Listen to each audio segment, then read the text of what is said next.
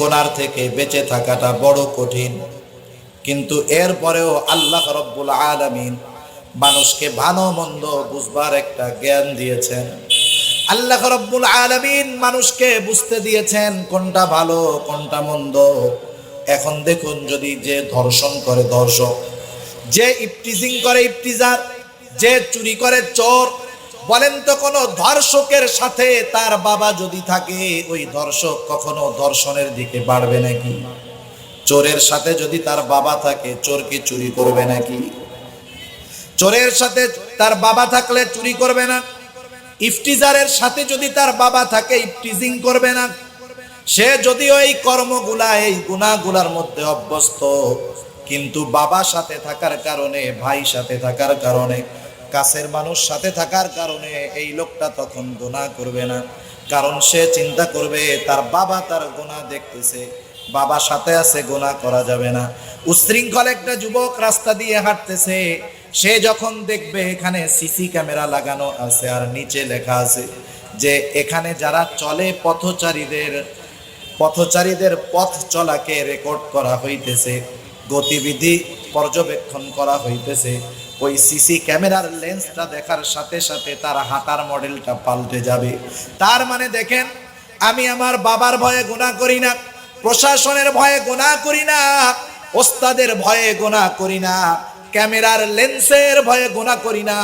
এই চিন্তা করি যে আমি গুনাহ যদি করি ওরা আমাকে দেখে ফেলবে, সিসি ক্যামেরায় আমার গুনাহ রেকর্ড হয়ে যাবে।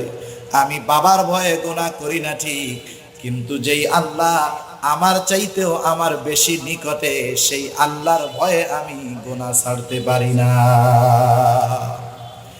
এখন যদি আমার মধ্যে এই চিন্তা আসতো যে আমার আল্লাহ তো আমার চাইতে আমার অধিক নিকটে, আমার আল্লাহ সর্ব অবস্থায় আমাকে দেখতেছে, রাতের আধারে দেখতেছে, দিনের আলোতে দেখতেছে, শুধু তাই নয়, আল্লাহ রব্বুল আলামিন জানায় দেন আমার আপনার সাথে দুইজন ফেরেশতা বালেগ হওয়ার পর থেকে দুই কাঁধে নিযুক্ত আছে। দুইজনে খাতা কলম নিয়ে বসে গেছে। বালেগ হওয়ার পর থেকে আমার সব সৎকর্ম, আমার সব অপকর্মগুলা লিখিত আকারে রেকর্ড হয়ে যাইতেছে। আল্লাহ রব্বুল আলামিন বলেন কিরামান কাতিবিনা ইয়ালামুনা মা তাফআলুন। আল্লাহ তাআলা আবার বলেন ইয ইয়াতালাক্কাল মুতালাক্কিয়ানি আনিল ইয়ামিনি ওয়া আনিশ শিমালি কাঈদ। দুইজনকে দুই কাঁধে আল্লাহ বসায় দিয়েছে, ওরা আমার আপনার সব কিছুর হিসাব করতেছে। ওরা কিন্তু সরকারি চাকরিজীবীর মতো না যে ওদের দৈনিক 8 ঘন্টা ডিউটি, শুক্র শনি এই 2 দিন ছুটি, এরকম নাকি। এদেরকে বালেগ হওয়ার সাথে সাথে ওরা আমাদের সাথে যা আছে মরার আগ পর্যন্ত থাকবে। কিছু ফেরেশতা আছে কিছু জায়গায় যায় না, যেমন কারো ঘরের মধ্যে যদি জীব জানোয়ারের ছবি থাকে, কুকুর থাকে, ওই জায়গায় রহমতের ফেরেশতা যায় না। কিন্তু কেউ যদি চিন্তা করে, এই চিন্তা কইরা যে আমি আমার সাথে সব সময় জন্তু জানোয়ার আর কুকুর রাখবো জানি মালাকুল মউত ফেরেশতা না আসতে পারে, বলেন তো এই চিন্তা যদি কইরা রাখে কাজ হবে বলেন? কিছু ফেরেশতা আছে কখনো আলাদা হয় না। জেনাখোর জেনা যখন করে ও জায়গায়ও থাকে, চোর যখন চুরি করে সেই জায়গায়ও থাকে, যত বড় অপরাধ করে সেই জায়গায় থাকে। কিরামান কাতিবিন সর্ব অবস্থায় থাকে। শুধু তাই নয়, আর একজন ফেরেশতা থাকেন যিনি আমাদের কথাগুলোকে রেকর্ড করে। আল্লাহ বলেন মা ইয়ালফিযু মিন কাউলিন ইল্লা লাদাইহি রাকীবুন আতীদ। দক্ষ সংরক্ষণকারী আমার আপনার প্রতিটা কথাকে সংরক্ষণ করতেছে। এরা কখনো আমার থেকে আলাদা হয় না। আর মালাকুল মউত তার নির্দিষ্ট সময় আমি আপনি যেখানেই থাকি না কেন উপস্থিত হয়ে যাবে। এখন আমার চিন্তা কোন দিকে আনার দরকার? আমার চিন্তা আমি বাবার ভয়ে গুনাহ করি না, বাবা দেখবে এই জন্য। রাস্তায় গুনাহ করি না, মানুষেরা দেখবে এই জন্য। প্রশাসনের লোকের সামনে গুনাহ করি না, শাস্তি দিবে এই জন্য। অথচ আমার সাথে কিরামান কাতিবিন সর্ব অবস্থায় আছে, আর একজন ফেরেশতা আমার কথাগুলা লিপিবদ্ধ করতেছে। আমার আল্লাহ সর্ব অবস্থায় আমাকে দেখতেছে। এই চিন্তা যতক্ষণ আমার মধ্যে না আসবে, প্রশাসন বলেন, আইন বলেন, যত কিছু বলেন না কেন, সব কিছু প্রয়োগ করেও মানুষকে গুনাহ থেকে ফেরানো যাবে না। সালাম সৈয়দুল আম্বিয়া, আশরাফুল আম্বিয়া, খাতামুল আম্বিয়া, বিশ্বনবী, শেষ নবী, শ্রেষ্ঠ নবী মুহাম্মদুর রাসূলুল্লাহ সাল্লাল্লাহু আলাইহি ওয়াসাল্লামের প্রতি আল্লাহ তাআলা আমাদেরকে এখানে আসার বসার জন্য কবুল করেছেন, তাই আমরা আসতে পেরেছি, বসতে পেরেছি। কি বলেন? আল্লাহ তাআলা যদি তৌফিক না দিতেন আমরা এখানে আসতেও পারতাম না, বসতেও পারতাম না। কারণ এই জায়গাটা যে জায়গা, এই চেয়ারটা যে দামি চেয়ার, এখানে আমার মতো নালায়েক, যোগ্যতা, ইলম, আমল সব দিক দিয়ে যদি বিবেচনা করা হয়, এ জায়গায় বসার মতো, বলার মতো যোগ্যতা আল্লাহ তাআলা আমাকে দেন নাই। এরপরেও মাঝে মধ্যে বড়রা ছোটদেরকে মহব্বত করে কিছু কথা বলার সুযোগ করে দেন। এটা বড়দের ছোটদের প্রতি ইহসান, মহব্বত, ভালোবাসা। সেই বিষয় সামনে রেখেই কিছু কথা আপনাদের খেদমতে পেশ করার ইচ্ছা পোষণ করেছি। এই নিয়তে পবিত্র কোরআনুল কারীমের সূরা আলে ইমরানের একেবারে শেষ আয়াতটা আপনাদের খেদমতে তিলাওয়াত করেছি। এই আয়াতের মধ্যে আল্লাহ সুবহানাহু ওয়া তাআলা মুমিনকে সফল হওয়ার জন্য কি ফর্মুলা অর্জন করার দরকার, একজন মুমিন যদি সফল মুমিন হতে চায় তাদেরকে কোন কোন গুণে গুণান্বিত হওয়ার প্রয়োজন, এই আয়াতের আলোকে আল্লাহ সুবহানাহু ওয়া তাআলা সফল মুমিন হওয়ার 4টি গুণের কথা আল্লাহ তাআলা আমাদেরকে জানিয়ে দিয়েছেন। কয়টি গুণের কথা? 4টি গুণের কথা। কারণ দুনিয়াতে সবাই সফল হতে চায়। যে যেই লাইনে মেহনত করে সে সেই লাইনে সর্বোচ্চ সফলতা অর্জন করতে চায়। তালিবুল ইলম ভাই যারা আছেন, অবশ্যই তাদের ইচ্ছা থাকে যে আমি ইলমের লাইনে সর্বোচ্চ সফলতা অর্জন করব। যারা রাজনীতি করে তারা চায় যে আমি রাজনৈতিক ময়দানে সর্বোচ্চ সফলতা অর্জন করব। যিনি ব্যবসা করেন তিনি চান যে আমি ব্যবসায়িক লাইনে একজন প্রসিদ্ধ এবং সফল ব্যবসায়ী হব। আবার গোনার লাইনে যারা আছে, যেমন যারা চুরি করে, আন্ডারওয়ার্ল্ড যারা সন্ত্রাসী, এরাও কিন্তু চায় যে আমি দেশ বিখ্যাত, কুখ্যাত একজন, যাতে এক নামে সারা দেশের মানুষ আমাকে চিনে। তাহলে প্রত্যেকে প্রত্যেকের লাইনে সফলতা চায়। আর আমরা আল্লাহ তাআলার ইহসান, দয়া, আল্লাহ আমাদেরকে ঈমানদার বানিয়েছেন, ঈমানের মতো দৌলত দান করেছেন। অবশ্যই আমরাও চাই সফল মুমিন হতে। আমরা চাই না সফল মুমিন হইতে? আল্লাহ তাআলা অনেক জায়গায় মুমিন কিভাবে সফল হবে কোরআনুল কারীমের অনেক জায়গায় বলেছেন। এই আয়াতের আলোকে 4টা গুণের কথা আল্লাহ তাআলা বলেছেন। কারণ একজন মুমিন, একজন মানুষ সফল কখন? সে যখন জাহান্নাম থেকে বেঁচে জান্নাতে যেতে পারবে, সে তখন সফল হবে, সে সফল মুমিন হবে। কারণ মূল সফলতা জান্নাতের সাথে সম্পৃক্ত। আল্লাহ তাআলা বলেন, ফামান যুহজিহা আনিন নার ওয়া উদখিলাল জান্নাতা ফাকাদ ফাজ। জাহান্নাম থেকে বেঁচে যদি জান্নাতে প্রবেশ করা যায় তাহলেই সফল হওয়া যাবে। আল্লাহ বলেন অবশ্যই তারাই সফল যারা জাহান্নাম থেকে বেঁচে জান্নাতে প্রবেশ করতে পেরেছে। এখন জান্নাতে যদি প্রবেশ করতে হয়, জান্নাতে প্রবেশ অথবা সফলতা অর্জন, এই সফলতা অর্জনের মেহনত মরার পরে করা যায় না, দুনিয়াতে করতে হয়। আমরা যখন আদম আলাইহিস সালাতু ওয়াস সালামের পৃষ্ঠদেশ থেকে আমাদের রূহ যখন বের করা হলো, ওই সময় থেকে নিয়ে আমরা এক একটা ধাপ অতিক্রম করতেছি। যেমন আমরা দুনিয়ায় আসার আগে রূহের জগতে ছিলাম, কিন্তু রূহের জগতে আমরা কত বছর ছিলাম এর নির্দিষ্ট হিসাব আমাদের কারো জানা নাই, ঠিক না? হাজার হাজার বছর রূহের জগতে ছিলাম। এরপরে আল্লাহ তাআলা আমাদেরকে দুনিয়াতে পাঠাইলেন। দুনিয়াও একটা মঞ্জিল। দুনিয়ার মধ্যে আমরা কত বছর থাকি? কেউ 1 ঘন্টা জন্মের পরে বাঁচে, কেউ বা মৃত অবস্থাতেই দুনিয়ায় আসে, কেউ 2 ঘন্টা, কেউ 10 বছর, কেউ 20 বছর, কেউ 30, 40, 50, 60, 70। এভারেজ হায়াত ধরেন 60 বছর আমরা দুনিয়ায় বাঁচি। এরপরে দুনিয়া থেকে আবার আমরা ত্যাগ করে, এই দুনিয়া ত্যাগ করে আর একটা জায়গায় যাই, সেটার নাম হলো আলমে বরজখ। একটা মানুষ মৃত্যুর মাধ্যমে পুরোপুরি নিশ্চিহ্ন হয়ে যায় না। নাস্তিকেরা যে কথা বলে থাকে যে মারা যাওয়ার পর পচে গলে মিশে একেবারে নিঃশেষ হয়ে যায়, বিষয়টা এমন নয়। কারণ মানুষ যখন মারা যায়, আমাদের এলাকায় মানুষ মারা যাওয়ার পরে যখন মাইক অ্যানাউন্স করা হয়, তখন বলা হয় অমকের ছেলে অমক আজ বিকাল 5 ঘটিকার সময় ইন্তেকাল করিয়াছে। তার মানে সে স্থানান্তরিত হয়েছে, সে দুনিয়ায় ছিল, আলমে বরজখে চলে গেছে। এরপরে দুনিয়া থেকে আলমে বরজখ তথা আল্লাহ রাব্বুল আলামিন যেদিন আমাদেরকে পুনরায় পুনরুজ্জীবিত করবেন, কিয়ামতের দিবস পর্যন্ত আলমে বরজখ তথা যেটাকে আমরা কবর জগৎ নামে চিনি, ওখানে কত বছর থাকবো এর নির্দিষ্ট হিসাব আমাদের কারো জানা নাই। হাজার হাজার বছর সেখানে থাকতে হবে। এরপরে কিয়ামতের ময়দানে ওঠানো হবে। কিয়ামতের এক একটা দিনের মেয়াদ হবে, আল্লাহ তাআলা বলেন ইয়াউমান কানা মিকদারুহু 50 আলফ সানা, কিয়ামতের এক একটা দিনের মেয়াদ হবে দুনিয়ার 50,000 বছরের সমান। এরপরে হিসাব নিকাশ হবে। মানুষ মূলত দুই ভাগে বিভক্ত হয়ে যাবে। আল্লাহ তাআলা বলেন ফারিকুম ফিল জান্নাত ওয়া ফারিকুম ফিস সাঈর, একদল জান্নাতি হবে আর একদল জাহান্নামী হবে। এর মধ্য থেকে একটা দল অনন্তকাল জাহান্নামে থাকবে, আর যারা জান্নাতে যাবে তারা অনন্তকাল জান্নাতে থাকবে। ওটাই হলো আমাদের শেষ ঠিকানা। এখন বলেন, এই যে ধারাবাহিকতার সাথে আমরা যে এক একটা ধাপ অতিক্রম করলাম জান্নাতে যাওয়ার আগ পর্যন্ত, এই সময়গুলোর মধ্যে সবচাইতে কম সময় আমরা অবস্থান করেছি দুনিয়াতে, ঠিক কিনা বলেন? দুনিয়াতে 60 বছর, 70 বছর, 40 বছর, 50 বছর। কেউ যদি 60 বছর বেঁচে থাকেন, মনে করেন তার বালেগ হতে লাগলো 15 বছর, তাহলে এই 60 বছরের মধ্যে 45টা বছর হলো তার মূল সময়। অথচ এই 45টা বছরের কত মূল্য?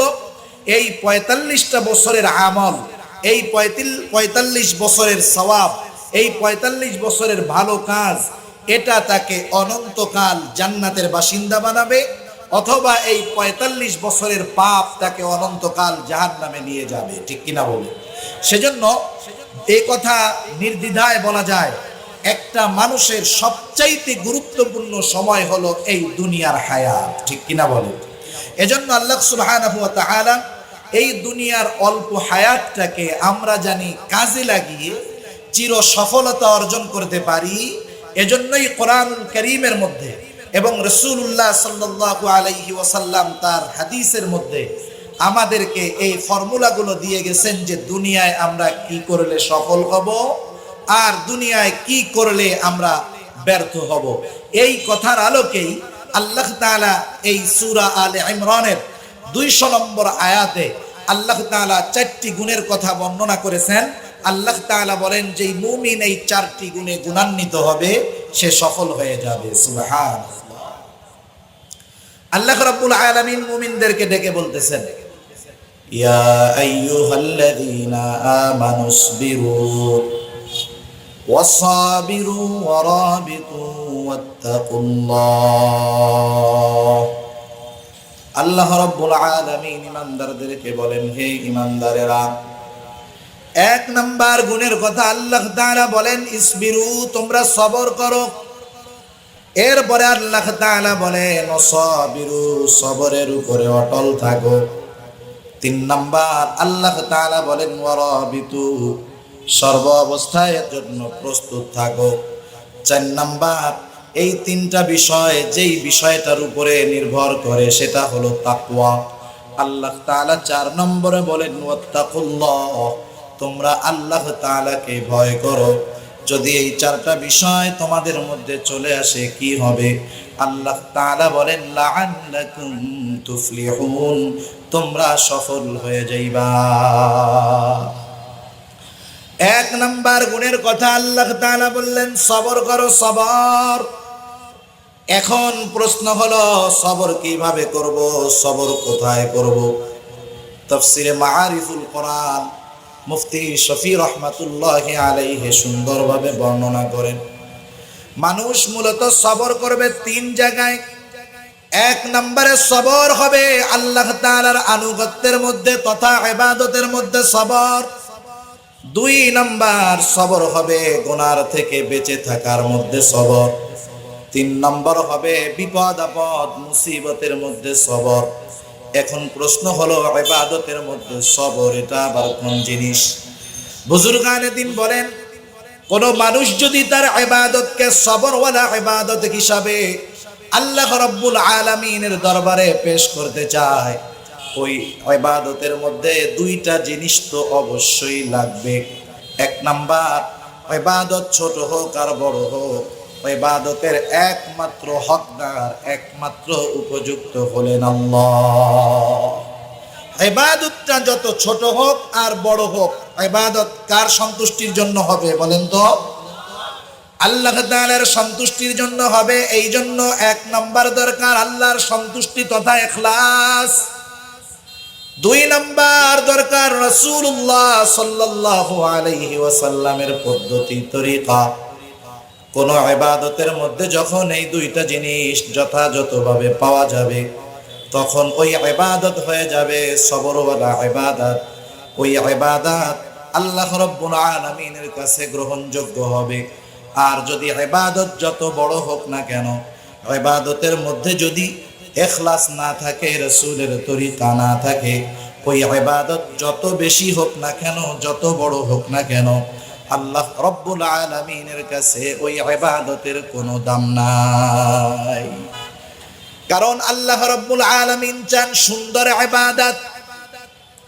এজন্য আল্লাহ তাআলা পবিত্র কোরআনুল কারীমের সূরা মুলকের মধ্যে বলেন, আল্লাযী খালাকাল মাউতা ওয়াল হায়াতা লিয়াবলুয়াকুম আইয়ুকুম আহসানু আমালা। আল্লাহ রাব্বুল আলামিন প্রথমে বললেন, আমি মানুষ এবং জিন জাতিকে আমার ইবাদত করার জন্য সৃষ্টি করেছি। আল্লাহ তাআলা বলেন, ওয়ামা খালাকাতুল জিন্না ওয়াল ইনসা ইল্লা লিয়াবুদুন। আল্লাহ তাআলা মানুষ এবং জিনকে তার ইবাদত করার জন্য সৃষ্টি করেছে। এখন কথা হলো ইবাদতটা হবে কেমন ইবাদত? আল্লাহ তাআলা বলেন ইবাদতটা হতে হবে সুন্দর। আল্লাহ এই জন্যই বলেন আল্লাযী খালাকাল মাউতা ওয়াল হায়াত। আল্লাহ রাব্বুল আলামিন মরণ এবং জীবনকে সৃষ্টি করেছেন লিয়াবলুয়াকুম। আল্লাহ বলেন তোমাদের পরীক্ষা করার জন্য, অর্থাৎ আমাদের পরীক্ষা করার জন্য আল্লাহ তাআলা মউত এবং হায়াত সৃষ্টি করলেন। কি পরীক্ষা করতে চায় আল্লাহ? আল্লাহ তাআলা বলেন লিয়াবলুয়াকুম আইয়ুকুম আহসানু আমালা। আল্লাহ তাআলা পরীক্ষা করতে চান কার আমল কত সুন্দর। দুনিয়ার মধ্যে আমাদের সুন্দরের সংজ্ঞা হলো যেটা যত দৃষ্টিনন্দন সেটা তত সুন্দর। আমরা যেটাকে দেখতে যত ভালো লাগে, যেটা যত দৃষ্টিনন্দন হয়, আমরা সেটাকে তত সুন্দর মনে করি। কিন্তু আল্লাহ তাআলার কাছে তো সুন্দর দেখতে যদি সুন্দর হয় সেটা মূলত সুন্দর নয়।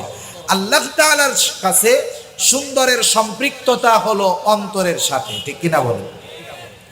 এজন্য রাসূলুল্লাহ সাল্লাল্লাহু আলাইহি ওয়াসাল্লাম বলেন, ইন্নাল্লাহা লা ইয়ানজুরু ইলা সুওয়ারিকুম ওয়ালাকিন ইয়ানজুরু ইলা কুলুবিকুম ওয়া নিয়্যাতিকুম।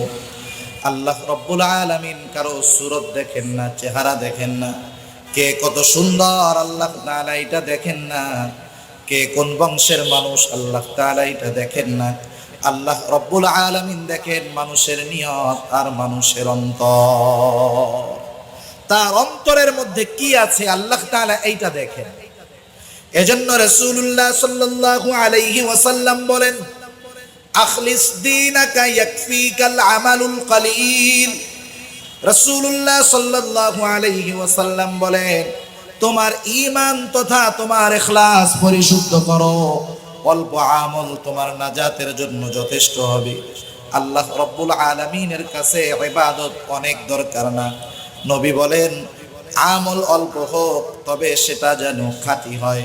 খাঁটি আমলের জন্য ইখলাসের প্রয়োজন।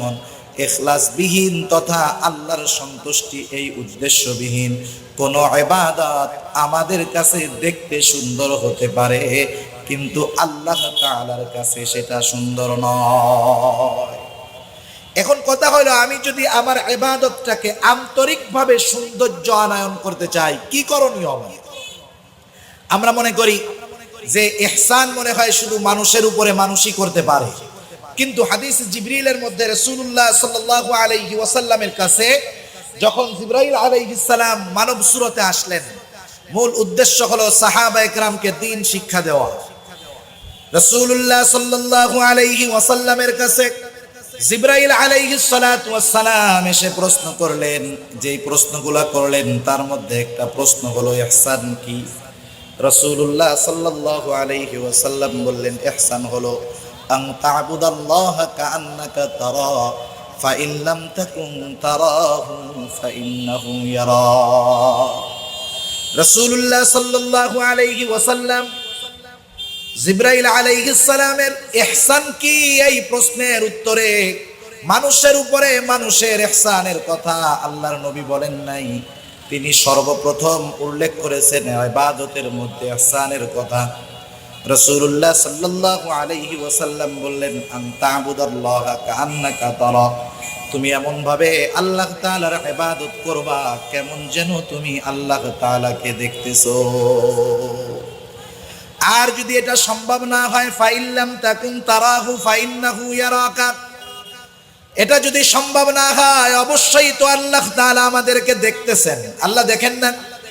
আল্লাহ তাআলা তো দেখেন। দুনিয়ার মানুষের দেখা একরকম আর আল্লাহ তাআলার দেখাটা আর এক রকম। মনে করেন বোঝানোর জন্য বলতেছি, এখন যদি আমাদের কাউকে বলা হয়, আমাদের মধ্যে কাউকে যদি বলা হয়, মাননীয় প্রধানমন্ত্রী অথবা মাননীয় রাষ্ট্রপতি যদি আমাদের কাউকে বলে, আপনার কাছে একটা অনুরোধ, আপনি আমাকে 2 রাকাত নামাজ পড়ে দেখাবেন, প্রেসিডেন্টের সামনে আমাকে আপনাকে 2 রাকাত নামাজ পড়তে হবে, বলেন তো ওই সময় স্বাভাবিক মানবিক দৃষ্টিকোণ থেকে কি বলে? মানবিক বিষয় তো বলে, আমি তখন চেষ্টা করব আমার ইবাদতটা জানি এত সুন্দর হয়, ভেতরে সূরা কেরাত যা পড়লাম, কিন্তু বাহিরের দৃশ্যমান রুকু সেজদা কিয়াম এগুলা জানি এত সুন্দর হয় যাতে রাষ্ট্রপতি দেখে খুশি হয়ে যায়। অবশ্যই সবাই চেষ্টা করবে এটাই।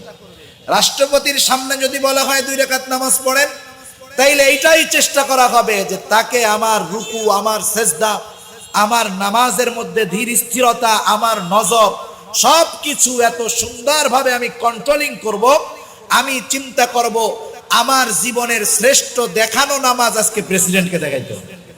আসল নামাজ না, দেখানো নামাজ, ঠিক না? আমি মনে মনে কেরাত সূরা যা পড়ি না কেন, ওইটা তো আর রাষ্ট্রপতি দেখবে না। রাষ্ট্রপতি দেখবে আমি কেমনে দাঁড়াইলাম, আমি কেমনে রুকু করলাম, আমি কেমনে সেজদা করলাম। আমার যদি এই বাহিরের বিষয়গুলো সুন্দর হয়, রাষ্ট্রপতি কি বলবে? ওয়াও, খুব নাইস, খুব ভালো, খুব সুন্দর নামাজ হইছে। কিন্তু আমি ভিতরে যে কেরাত পড়ছি না, ওরে গালি দিছি, ও কি সেটা জানে? জানে না। সেজন্য দেখেন দুনিয়ার মানুষ বাহিরের দৃশ্যমান বিষয়কে মনে করে সুন্দর, আল্লাহ রাব্বুল আলামিন অন্তরের সৌন্দর্যতার কথা বলেন। রাষ্ট্রপতি দেখতেছে এই জন্য আমি বাহিরের বিষয়গুলো সুন্দর করতেছি। বলেন তো, যেই আল্লাহর সামনে আমি আপনি নামাজে দাঁড়িয়ে যাই, সেই আল্লাহ তাআলা আমার বাহির যেমন ভিতরেও তেমন দেখেন কিনা? এই চিন্তাটাই আমার আপনার ইবাদতের অবস্থা পরিবর্তন করে দিবে। আমি যদি শুধুমাত্র এই বিষয়টা আমার অন্তরের মধ্যে দৃঢ়তার সাথে স্থাপন করতে পারি যে আমার আল্লাহ তাআলা আমার অন্তরের গহীন কোণে কোন কথা আছে, আমার জবানে আসার আগে সেই কথার খবর জানেন কে? অন্তরের মধ্যে কি হয়, কি ওয়াসওয়াসা দেয়, সব আল্লাহ জানেন। আল্লাহ বলেন, ওয়ালাকাদ খালাকনাল ইনসানা ওয়া না'লামু মা তুওয়াসওয়িসু বিহি নাফসু ওয়া নাহনু আকরাবু ইলাইহি মিন হাবলিন ওয়ারিদ। আল্লাহ রাব্বুল আলামিন বলেন, আমি মানুষ সৃষ্টি করেছি, ওয়া না'লামু মা তুওয়াসওয়িসু বিহি নাফসু, তার অন্তরের ভিতরে নিত্য নতুন কোন জিনিস ওয়াসওয়াসা দেয়, কোনটা তার অন্তরের মধ্যে সন্দেহ পোষণ করায়, কি আনায়ন করে, কে আনায়ন করে, সব কিছুর খবর আল্লাহ তাআলা জানেন। আল্লাহ বলেন, কেন জানো? জানি। আমি যে কেন জানি এটা কি তোমরা জানো? কারণ শুনে নাও, ওয়াদাহনু আকরাবু ইলাইহি মিন হাবলিন ওয়ারিদ। আল্লাহ তাআলা আমার কত নিকটে, এই ঘাড়ের শাহরগের চাইতেও নিকটে। তার মানে আমি আমার থেকে যত নিকটে, তার চাইতে বেশি নিকটে কে বলেন তো? আমি আমার থেকে যত নিকটে, তার চাইতে অধিক নিকটে হলেন আল্লাহ। এই চিন্তাই আমার ইবাদতের মধ্যে ইহসান আনবে। এই চিন্তাই আমার ইবাদতকে ইখলাসওয়ালা ইবাদত বানায় দিবে। এখন সেই ইবাদতটা যদি অল্প হয়, আল্লাহ তাআলার কাছে সেই ইবাদতটার অনেক দাম। আর আমি আপনি যদি অনেক ইবাদত করি, ওই ইবাদত যদি ইখলাস শূন্য হয়, আল্লাহ তাআলার সামনে তো প্রত্যেকটা বান্দার কৃত আমলকে হাজির করা হবে। আল্লাহ রাব্বুল আলামিনের সামনে হাজির করা হবে সব আমল। আল্লাহ তাআলা শুধুমাত্র সেই আমলগুলাকে কবুল করবে যেই আমলগুলা ছিল ইখলাসওয়ালা, আল্লাহ তাআলার সন্তুষ্টির জন্য। বাকি যত আমল থাকবে সব আমলগুলা আল্লাহ ধ্বংস করে দিবেন। আল্লাহ বলেন, ওয়াকাদিমনা ইলা মা আমিলু মিন আমালিন ফাজআলনাহু হাবাআম মানসুরা। আল্লাহ রাব্বুল আলামিন আমার আপনার শুধু সেই ইবাদতগুলা কবুল করবে যেগুলো আমি আপনি আল্লাহর সন্তুষ্টির জন্য করেছি, আর বাকিগুলাকে আল্লাহ তাআলা ধুলায় নিশ্চিহ্ন করে দিবে। এমন ধুলায় নিশ্চিহ্ন করবে যেটা দেখাও যায় না। যেমন আল্লাহ তাআলা তো এটা অবশ্যই পারবেন, কোনো সন্দেহ নেই। যেমন আমরা যদি কেউ ব্যাংকে যাই, ব্যাংকে যাওয়ার পরে মনে করেন একজন 1 লক্ষ টাকার একটা নতুন বান্ডিল নিয়ে গেছে, 1000 টাকার 100 নোট, প্রত্যেকটা নোট একেবারে ব্যাংক নোটের মতো নতুন, কিন্তু এই নোটগুলার মধ্যে 10টা আছে জাল টাকা। এই 10টা জাল টাকা সহকারে একেবারে নতুন বান্ডিল যখন ব্যাংকে নিয়ে দেওয়া হবে, ব্যাংকে দেওয়ার পরে যখন ক্যাশিয়ার ব্যাংকের মেশিনের মধ্যে দিবেন, টাকা যখন গণনা শুরু হয়ে যাবে, এইবার গুনতে গুনতে যখনই জাল টাকা বাঁধবে, বলেন তো মেশিনে ইনফরমেশন দিবে কি দিবে না? মেশিন জানায় দিবে এটা কিন্তু জাল টাকা, বাইর করা হলো একটা জাল। এইভাবে করতে করতে এক বান্ডিলের মধ্যে 10টা জাল টাকা যখন পাবে, ভুলে 1টা 2টা হতে পারে, কিন্তু ভুল কইরা 100টার মধ্যে 10টা জাল টাকা, নিশ্চয়ই সন্দেহ। এবার ক্যাশিয়ার সাহেব জেলখানার সামনে, ব্যাংকের সামনে থাকা পুলিশকে ডাক দিবেন, তাকে গ্রেফতার করাবে। এবার তাকে গ্রেফতার করা হবে, পুলিশে ধরবে। পুলিশে বলবে, যেহেতু তোর কাছে 10টা জাল টাকা আছে, অবশ্যই আরো জাল টাকা আছে, তার নামে মামলা হবে, তল্লাশি হবে, একটা সময় জেল হবে, আর ওই টাকাগুলা বাতিল হয়ে যাবে, বাদ দেওয়া হবে। দেখেন, জাল টাকার কারণে 1 নম্বরে তার টাকা বাদ, 2 নম্বরে অপরাধী হিসাবে সাব্যস্ত হয়ে গ্রেফতার, 3 নম্বরে তার শাস্তি হলো জেল। অনুরূপভাবে যেই ইবাদতগুলা ইখলাস শূন্য হয়, সেই ইবাদতগুলাও কেমন জানি জাল ইবাদত। আল্লাহ তাআলার কুদরতি মেশিনে জাল ইবাদতগুলা ধরা পড়বে, ইবাদত বাতিল। ইবাদতের একমাত্র উপযুক্ত হকদার হলেন আল্লাহ। যেই জিনিস আল্লাহর, সেটা অন্যর জন্য কেন করা হলো? এই অপরাধে হলো গ্রেফতার, আর এই অপরাধের জন্য শাস্তি হয়ে যাবে জাহান্নাম। সেজন্য ইবাদতের মধ্যে সবর আনতে হলে 2টা জিনিস কম্পালসারি দরকার, অবশ্যই লাগবে। 1 নম্বর হলো ইখলাস।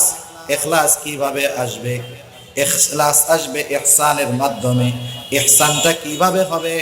ইহসান হবে আমি যখন ইবাদত করি মনে করব আমি আল্লাহকে দেখে ইবাদত করতেছি, অথবা আমি না দেখি অবশ্যই আল্লাহ তাআলা আমাকে দেখতেছে। ইহসান ওয়ালা ইবাদত, এটা হলো ইখলাস ওয়ালা ইবাদত।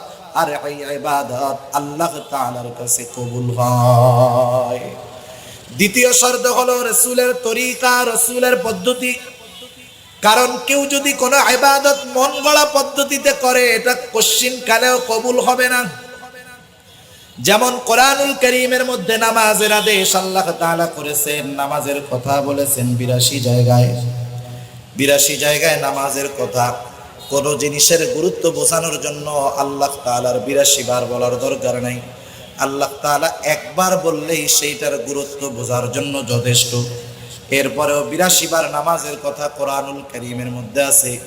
এখন যদি কোনো অতি পণ্ডিত এই চিন্তা করে, যেহেতু নামাজের আদেশ আছে কোরআনে, আমরা নামাজের পদ্ধতিটাও শিখব কোরআন থেকে। বাংলাদেশে একটা ফিতনা আস্তে আস্তে মাথা চাড়া দিচ্ছে। কিছু অতি শিক্ষিত মানুষ ওই ফিতনার দিকে ধাবিত হইতেছে। এটা হলো আহলে কোরআনের ফিতনা। আহলে কোরআন এরা শুধু কোরআন মানে, এরা হাদিস সুন্নাহ কোনো কিছু মানতে চায় না। কিন্তু বলেন তো, রাসূলুল্লাহ সাল্লাল্লাহু আলাইহি ওয়াসাল্লামের সুন্নাহ ছাড়া শরীয়তের পূর্ণাঙ্গতা আসা কোশ্চিনকালেও সম্ভব, কোনোদিন সম্ভব না। এখন যদি কোনো ব্যক্তি চিন্তা করে নামাজের কথা কোরআনুল কারীমের মধ্যে আছে, এখন এই কোরআন থেকেই আমরা নামাজ শিখবো, এই চিন্তা করে যদি সে সারা দুনিয়ার বড় বড় মুফাসসিরদেরকে একত্রিত করে, তাদের হাতে কোরআন দিয়ে তাদেরকে যদি বলা হয় তোমাদেরকে সময় দেওয়া হলো মৃত্যুর আগ পর্যন্ত, কিন্তু তোমাদের উপরে দায়িত্ব হলো আমরা 2 রাকাত ফজরের নামাজ যেইভাবে আদায় করি, তোমরা শুধুমাত্র কোরআন থেকে তোমরা মৃত্যুর আগে হলেও ওই 2 রাকাত নামাজের পদ্ধতি আমাদেরকে বের করে দাও। বলেন তো সম্ভব নাকি? এটা সম্ভব? কিয়ামত পর্যন্ত সম্ভব নয়। রাসূলুল্লাহ সাল্লাল্লাহু আলাইহি ওয়াসাল্লামের সুন্নাহ হাদিস বাদ দিয়ে শুধুমাত্র কোরআন থেকে ফজরের 2 রাকাত না 1 রাকাত নামাজও কোরআন থেকে বের করা সম্ভব নয়। তাহলে নামাজের আদেশ হলো কোরআনুল কারীমের মধ্যে। এখন নামাজ আমরা কিভাবে পড়ব? রাসূলুল্লাহ সাল্লাল্লাহু আলাইহি ওয়াসাল্লাম বলেন, সল্লু কামা রাআইতুমুনি উসাল্লি। নামাজের আদেশ হলো কোরআনে, আর নামাজ যদি শিখতে হয় যেতে হবে রাসূলুল্লাহ সাল্লাল্লাহু আলাইহি ওয়াসাল্লামের জীবনে। সেই জন্য নবী বলেন, সল্লু কামা রাআইতুমুনি উসাল্লি, তোমরা ওইভাবে নামাজ পড়ো যেভাবে তোমরা আমাকে নামাজ পড়তে দেখো। তার মানে ইবাদত আল্লাহ তাআলার কাছে কবুল হওয়ার জন্য 2টা জিনিসই লাগবেই। একটা হলো আল্লাহর সন্তুষ্টি তথা ইখলাস, 2 নাম্বার হলো রাসূলের তরিকা। এই 2টা ইবাদতের মধ্যে অবিচ্ছেদ্য অংশ, একটা বাদ দিয়ে আরেকটাকে মানার কোনো সুযোগ নাই, মানলে সেটা ইবাদত হবে না। এই জন্য আল্লাহ তাআলা আদেশ করেন, কুল আতিউল্লাহ ওয়া আতিউর রাসূল। আমাদেরকে আদেশ করা হলো, আল্লাহর নবী বলে, আল্লাহ তাআলা বলেন নবীকে আপনি বলেন তোমরা আল্লাহর আনুগত্য করো, রাসূলের আনুগত্য করো। এখন প্রশ্ন হলো আল্লাহর আনুগত্য কিভাবে করব? আল্লাহ তাআলা এবার জানায় দেন, মান ইউতিউর রাসূলা ফাকাদ আতাআল্লাহ। আল্লাহর রাসূলের আনুগত্যতাই হলো আল্লাহর আনুগত্যতা। সুবহানাল্লাহ বলেন। এজন্য এই 2টা ছাড়া কখনো সবরওয়ালা ইবাদত হবে না। 2 নাম্বার সবর হবে গুনার থেকে বেঁচে থাকার মধ্যে সবর। কারণ আজকে গুনাহ তো একটা সময় গুনাহ করার জন্য মানুষের গুনার কাছে যাওয়া লাগতো, এখন গুনাহ করার জন্য গুনার কাছে যাওয়া লাগে না, বরং মানুষ তো গুনাহ পকেটে নিয়ে ঘুরতে পারে, ঠিক না? আগে গুনার কাছে যাওয়া লাগতো। যেমন গ্রাম অঞ্চলের মানুষ, সে যদি মনে করতো একটা সিনেমা দেখার গুনাহ করবে, সিনেমা দেখার গুনাহ 30 বছর আগে গ্রামের মানুষ মন চাইলেই করতে পারত না। তার সিনেমা দেখার জন্য হয়তো শহরে যাওয়া লাগবে, হয়তো থানা শহরে নাইলে জেলা শহরে গিয়ে সিনেমা হলে একটা সিনেমা দেখবে, 3 ঘন্টার গুনাহ করবে। এই সিনেমার দেখার গুনাহ আর সারা সপ্তাহে সে করতে পারবে না। এরপরে আসলো বিটিভি, সাদা কালো টেলিভিশন থাকতো মানুষের বাড়িতে, ব্যাটারি দিয়ে বড় অ্যান্টিনা দিয়ে এটাকে চালানো হতো। প্রতি জুমার দিন, জুমার পরে সাপ্তাহিক গুনার একটা সুযোগ থাকতো, ওইখানে গিয়া মানুষ সিনেমা দেখতো, যার যার বাড়িতে টেলিভিশন থাকতো তার বাড়িতে গিয়া দেখতো এইগুলা। এরপরে আসলো প্রযুক্তির উৎকর্ষতার নামে ডিশেল লাইন। আস্তে আস্তে ডিশেল লাইন যখন আসলো, সিনেমা এখন সপ্তাহে 1 দিন না প্রতিদিন দেখা যায়। শুধু তাই না, একজন সকালে সিনেমা দেখার গুনাহ করতে পারে নাই, কর্তৃপক্ষ জানায় দিল তোমার যে এই গুনাহটা ছুটে গেছে আফসোস করো না, এটা বিকাল বেলায় কাজা করার সুযোগ তোমার আছে। আছে না নাই? তাহলে দেখেন গুনাহ করে, গুনার কাজাও করে। আস্তে আস্তে গুনাহ আরো সহজ হয়ে যাইতেছে। ওই সময় তো মানুষ গুনাহ করতে চাইলে ঘরের একটা নির্দিষ্ট জায়গায় বসা লাগতো। এরপরে আসলো মোবাইল। মোবাইল আসলো, মানুষেরা কম্পিউটারের দোকানে গিয়ে মেমোরি কার্ডের ভিতরে গুনাহ ভরে যেখানে খুশি সেখানে দেখতে পারত। এরপরে আরেকটু উন্নত হলো গুনার পদ্ধতি। আগে তো দোকানে গিয়ে মেমোরি কার্ড ভইরা কম্পিউটার থেকে যেই গুনাহ দিবে সেই গুনাহ দেখতে হবে। এরপরে কি হলো? এরপরে আসলো multimedia mobile, internet connection, 2G 3G 4G আসার কারণে এই গুনাহ মন চায়, যখন মন চায়, যে জায়গায় মন চায় দেখা যায়, করাও যায়, ঠিক কিনা বলেন? এরপরে আরেকটু আপগ্রেড হয়ে গেছে, গুনাহ করাইতে করাইতে এখন আমাদের গুনাহ করাইতে বাধ্য করে। কেমনে? মানুষের কিছু প্রয়োজনীয় বিষয় আছে, যেমন মানুষের আত্মীয় স্বজন বিদেশের বাড়িতে থাকে, অনেকে ইমো নামক একটা সফটওয়্যার ব্যবহার করে। যখন ইমো ওপেন করবে, ওপেন করার সাথে সাথে দেখা গেল উনি কথা বলবে বিদেশে আত্মীয়র সাথে, ইমো ওপেন করার সাথে সাথে অর্ধ উলঙ্গ একটা নারী এসে সামনে নাচানাচি শুরু করে দিচ্ছে। এটা তো কেটে বের হওয়া যাইতো, কিন্তু কিছুদিন পরে দেখা গেল ওই অ্যাড আসে, ঠিক কেটে দেওয়ার কোনো অপশন নাই। আপনাকে আমাকে 5-6 সেকেন্ড 10 সেকেন্ড ওই গুনাহ চালায় রাখতে হবে। বলতে পারি এই কথা যে আমি তো ওইটা আসলে দেখি না, ভলিউমটা কমায়া দেই, এই 10 সেকেন্ড আমি মোবাইলের দিকে তাকাই না, এই 10 সেকেন্ড আমি ভলিউম কমায় রাখি, সুতরাং আমি তো এই গুনার মধ্যে যাওয়ার কোনো সুযোগ নেই। আসলে বিষয়টা তা না। কমপক্ষে আমি ওই গুনাহ দেখি আর না শুনি, আমার টাকা দিয়ে 10 সেকেন্ড গুনাহ তো চালানো হইতেছে, ঠিক কিনা বলে? যেমন অনেক ভালো মানুষ আছে, টাকাওয়ালা মানুষ, ওনারা সুদ খান না, সুদের সাথে সম্পৃক্ত নয়।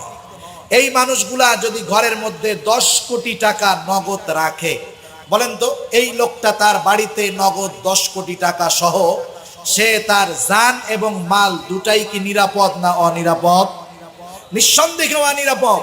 কেউ যদি জানতে পারে এনার ঘরের মধ্যে 10 কোটি টাকা নগদ আছে, তাহলে ঘর সহ তুইলা নিয়ে যাওয়ার ব্যবস্থা করবে। এখন এই জান এবং মালের নিরাপত্তায় ওলামায়ে কেরাম ব্যাংকে টাকা রাখার কথা বলছেন, রাখা যাইতে পারে।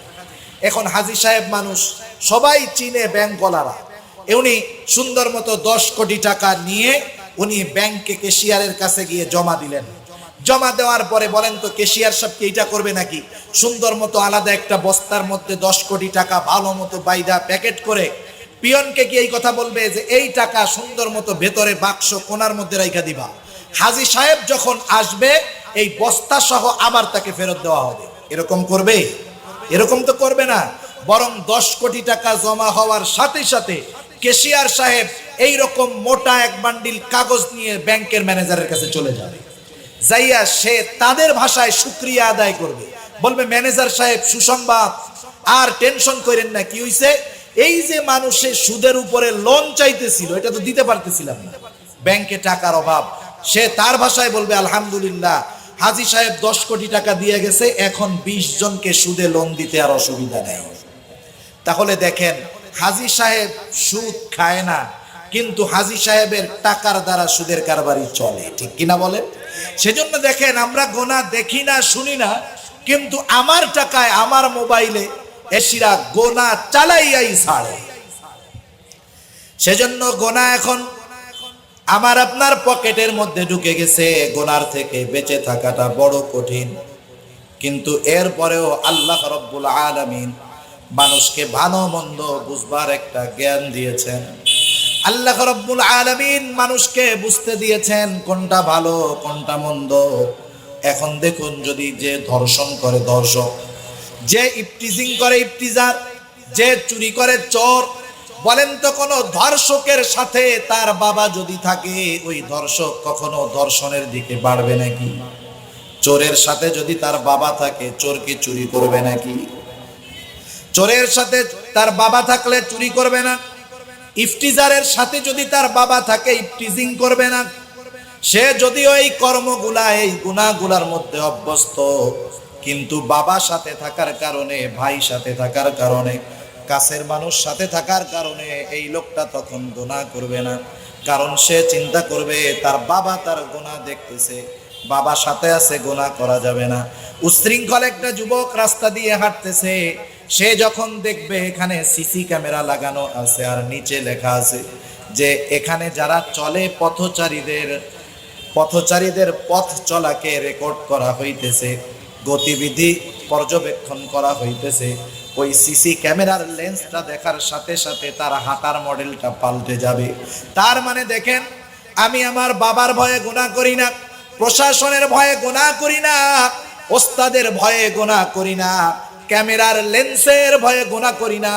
এই চিন্তা করি যে আমি গুনাহ যদি করি ওরা আমাকে দেখা ফেলবে, সিসি ক্যামেরায় আমার গুনাহ রেকর্ড হয়ে যাবে। আমি বাবার ভয়ে গুনাহ করি না ঠিক, কিন্তু যেই আল্লাহ আমার চাইতেও আমার বেশি নিকটে, সেই আল্লাহর ভয়ে আমি গুনাহ ছাড়তে পারি না। এখন যদি আমার মধ্যে এই চিন্তা আসতো যে আমার আল্লাহ তো আমার চাইতে আমার অধিক নিকটে, আমার আল্লাহ সর্ব অবস্থায় আমাকে দেখতেছে, রাতের আধারে দেখতেছে, দিনের আলোতে দেখতেছে, শুধু তাই নয় আল্লাহ রব্বুল আলামিন জানায় দেন আমার আপনার সাথে দুইজন ফেরেশতা বালেগ হওয়ার পর থেকে দুই কাঁধে নিযুক্ত আছে, দুইজনে খাতা কলম নিয়ে বসে গেছে। বালেগ হওয়ার পর থেকে আমার সব সৎকর্ম, আমার সব অপকর্মগুলা লিখিত আকারে রেকর্ড হয়ে যাইতেছে। আল্লাহ রব্বুল আলামিন বলেন কিরামান কাতিবিনা ইয়ালামুনা মা তাফআলুন। আল্লাহ তাআলা আবার বলেন ইয ইয়াতালাক্কাল মুতালাক্কিয়ানি আনিল ইয়ামিনি ওয়া আনিশ শিমালি কাঈদ। দুইজনকে দুই কাঁধে আল্লাহ বসায় দিয়েছে, ওরা আমার আপনার সব কিছুর হিসাব করতেছে। ওরা কিন্তু সরকারি চাকরিজীবীর মতো না যে ওদের দৈনিক 8 ঘন্টা ডিউটি, শুক্র শনি এই 2 দিন ছুটি, এরকম নাকি। এদেরকে বালেগ হওয়ার সাথে সাথে ওরা আমাদের সাথে যা আছে মরার আগ পর্যন্ত থাকবে। কিছু ফেরেশতা আছে কিছু জায়গায় যায় না, যেমন কারো ঘরের মধ্যে যদি জীব জানোয়ারের ছবি থাকে, কুকুর থাকে, ওই জায়গায় রহমতের ফেরেশতা যায় না।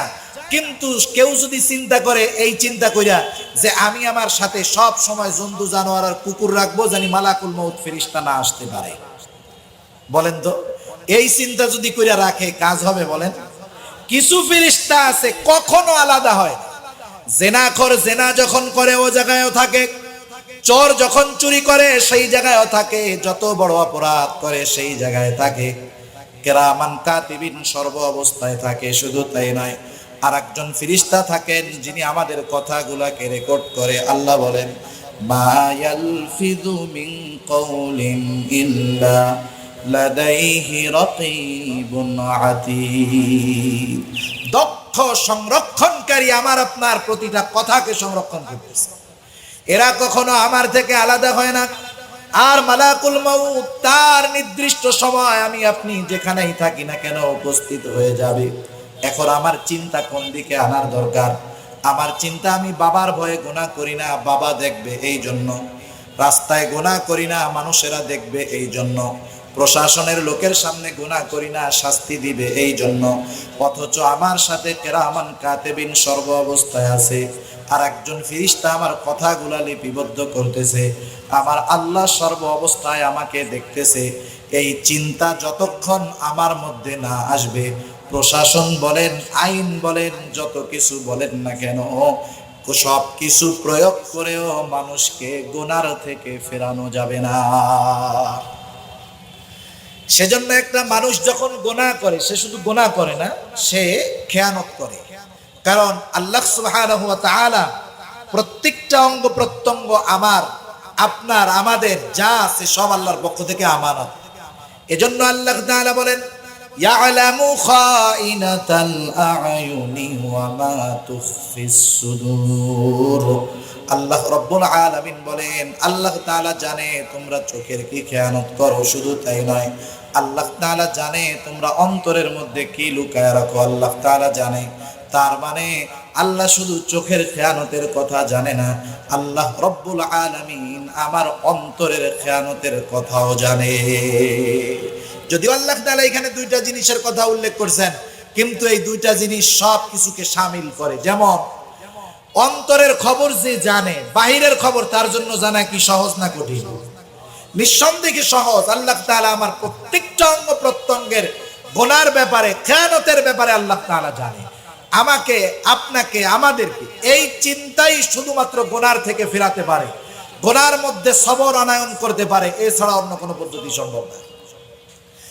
এরপরে সবর হবে বিপদ আপদ মুসিবতের মধ্যে। কারণ দুনিয়ার মধ্যে আল্লাহ রাব্বুল আলামিন ইমানদারের ঈমানের ব্যাপারে আল্লাহ তাআলা পরীক্ষা নেবেন, এটা তো আল্লাহ জানায়া দিয়েছেন। আল্লাহ তাআলা বলেন ওয়ালা নাবলুওয়ান্নাকুম।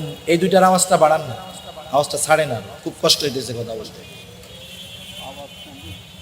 ওয়ালা নাবলুওয়ান্নাকুম বিশাইইম মিনাল খাউফি ওয়াল জু'i ونقص من الأموال والأنفس والثمرات وبشر الصابرين আল্লাহ রাব্বুল আলামিন বলেন অবশ্যই তিনি আমাদের পরীক্ষা নেবেন। আল্লাহ তাআলা সেই কথা জানায় দেন। আল্লাহ বলেন ওয়ালা নাবলুওয়ান্নাকুম, অবশ্যই তোমাদের পরীক্ষা নেওয়া হবে। পরীক্ষাগুলা কোন পদ্ধতিতে নিবেন আল্লাহ তাআলা জানায় দেন। আল্লাহ বলেন বিশাইইম মিনাল খাউফ, ভয় দ্বারা পরীক্ষা নেওয়া হতে পারে। আল্লাহ তাআলা বলেন ওয়াল জু', ক্ষুধার মাধ্যমে পরীক্ষা নেওয়া হতে পারে। ওয়াল আনফুস, আল্লাহ রাব্বুল আলামিনের পরে বলেন ওয়ানাকসিম মিনাল আমওয়াল, মালের কিছু নোকসান, মালের কিছু লসের মাধ্যমে পরীক্ষা হতে পারে। ওয়াল আনফুস, শারীরিক অসুস্থতা, রোগের মাধ্যমে আল্লাহ তাআলা পরীক্ষা নিতে পারেন। ওয়াস সামারাত, ফসলের ক্ষতির মাধ্যমে হয়তো আল্লাহ তাআলা পরীক্ষা নেবেন। এখন যেই মানুষগুলা আল্লাহর নেওয়া এই পরীক্ষায় পাশ হয়ে যাবে এরা হবে সাবিরিন বান্দা। আল্লাহ তাআলা বলেন ওয়াবাশশিরিস সাবিরিন, আর এই মানুষগুলাকে সুসংবাদ জানায় দেন তথা জান্নাতের সুসংবাদ জানায় দেন। কারণ এক হাদিসের মধ্যে আসছে সবর, সবরের প্রতিদান হলো জান্নাত। সুবহানাল্লাহ বলে আল্লাহ রাব্বুল আলামিন সেই জন্য জানায় দিবেন বিপদ আপদ আসতেই পারে। এটা তো আমাদের ঈমানের ভিত্তি সমূহের অন্যতম একটি ভিত্তি হলো আমরা তো এই জিনিসের উপরে ঈমান এনেছি যে তাকদীরের ভালো মন্দ আল্লাহর তরফ থেকেই হয়। ওয়াল কাদরি খাইরিহি ওয়া শাররিহি মিনাল্লাহি তাআলা, এই যে জিন্দেগীর মধ্যে তাকদীরের যত কল্যাণ অকল্যাণ সব আল্লাহর তরফ থেকে হয়। আল্লাহ বিপদ দেন, আল্লাহ বিপদ থেকে উদ্ধার করেন। এজন্য আল্লাহ তাআলা জানায় দেন গোলাম আমি আল্লাহ তোমাকে সুখ স্বাচ্ছন্দ্য সব দেই, আমি আল্লাহই তোমাকে আবার দুঃখ কষ্ট দেই, সকল প্রকার বিপদ আপদ দেই। এখন যখন তুমি বিপদ আপদে পড়ো তুমি কি করবা? আল্লাহ তাআলা ঈমানদারদেরকে উদ্দেশ্য করে বলেন ইয়া আইয়ুহাল্লাযীনা আমানুস্তাঈনু বিস-সাবরি ওয়াস-সালাহ। আল্লাহ তাআলা ঈমানদারদেরকে উদ্দেশ্য করে বলেন হে ঈমানদারেরা, দুনিয়ায় তো কত রকমের বিপদ আপদ আসতে পারে। এখন যদি আমাদের বিপদ আপদ আসে কি করব? আল্লাহ তাআলা বলেন ইস্তাঈনু, আমি আল্লাহ তাআলার কাছে তোমরা সাহায্য চাও। আল্লাহর কাছে সাহায্য চাওয়ার মাধ্যম কি?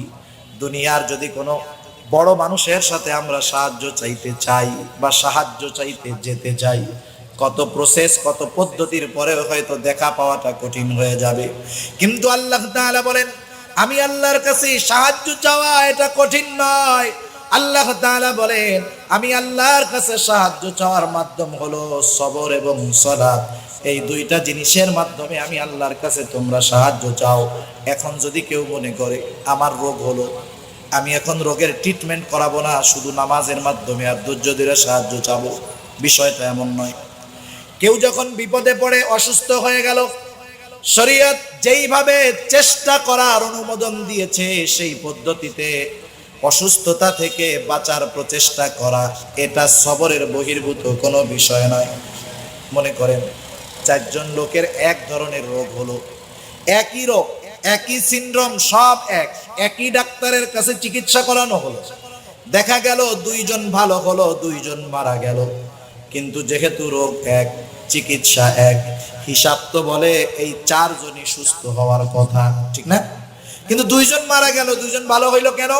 কারণ কোন চিকিৎসা কোন ওষুধ কাউকে রোগ থেকে মুক্তি দিতে পারে না, রোগ থেকে মূলত মুক্তি দেন কে? সেজন্য চিকিৎসা করা সুন্নাতের বহির্ভূত নয়, চিকিৎসা করাটাই উচিত। সে চিকিৎসা করবে আর ইয়াকিন রাখবে আল্লাহ তাআলার উপরে, চিকিৎসার উপরেও নয়, চিকিৎসকের উপরেও নয়, ওষুধের উপরেও নয়। আমরা প্রচেষ্টা করতে পারি কিন্তু সফলতা দিবেন কে? আল্লাহ তাআলা দিবেন। এই ইয়াকিন রেখে যদি চিকিৎসা করে এটা পাপের কোনো কিছু নয়, গুনার কোনো কিছু নয়। আল্লাহ রাব্বুল আলামিন জানায় দিলেন, সেই জন্য আল্লাহ বলেন বিস-সাবরি ওয়াস-সালাত, তোমরা ধৈর্য এবং সালাতের মাধ্যমে আমি আল্লাহর কাছে সাহায্য চাও। ছোট বড় যত রকমের বিপদ আপদ হোক না কেন, ছোট বড় যত প্রকারের সাহায্য হোক না কেন, বলেন তো আল্লাহ দিতে পারে তো? আমরা আল্লাহর কাছে শুধু বড়টা চাই, চিন্তা করি সব বড়টা চাই, গাড়ি দেন বাড়ি দেন নেতা বানান, আমরা সব বড়টা চাইতে চাই। কারণ আমরা মনে করি যে দুনিয়ার প্রভাবশালীদের কাছে গেলে তো বড়টা চাইতে হয়, ঠিক না? মনে করেন একজন এমপি সাহেবের কাছে সাহায্য চাইবে, যে কোনো প্রসেসে উনি এমপি সাহেবের সাথে দেখা করার সুযোগ পাইল, এমপি সাহেবের সাথে সামনাসামনি কথা বলার সুযোগ পাওয়ার পরে উনি তো খুশিতে হাত খান, ভাষা হারায় ফেলছে। এখন এমপি সাহেব বারবার বলতেছে তুমি কি চাও, কি চাও, বলো বলো, দেরি হয়ে গেল। এখন কেউ যদি বলে এমপি সাহেব আপনার সাথে দেখা হয়েছে, আমি অনেক খুশি, আপনার কাছে আমি 2 টাকার একটা চকলেট চাই, এমপি সাহেবের কিছু বলা লাগবে না, ওনার আশেপাশের লোকজন ধরে নিয়ে পিঠাবে, ঠিক কিনা বলেন? তুই এমপি সাহেবের কাছে আসছিস। আচ্ছা, যাই হোক, তাহলে এই সবর 3 জায়গায়, ইবাদত তথা আনুগত্যের মধ্যে সবর, গুনার থেকে বেঁচে থাকার সবর, এবং বিপদ আপদ মুসিবতে সবর। এই গুণ অর্জন করতে পারলে আল্লাহ তাআলা বলেন কোনো চিন্তা নাই। কেন নাই? আল্লাহ বলেন ইন্নাল্লাহা মাআস সাবিরিন, নিশ্চয়ই আল্লাহ তাআলা ধৈর্য ধারণকারীদের সাথে আছেন। সুবহানাল্লাহ। এই গুণ যদি অর্জন করতে পারি, সাথে থাকবে কে? আল্লাহ তাআলা আমাদের সবাইকে সাবিরিন বান্দা হওয়ার তৌফিক দান করুক। সবাই বলি আমিন। ওয়া আখিরু দাওয়ানা আলহামদুলিল্লাহি রাব্বিল আলামিন।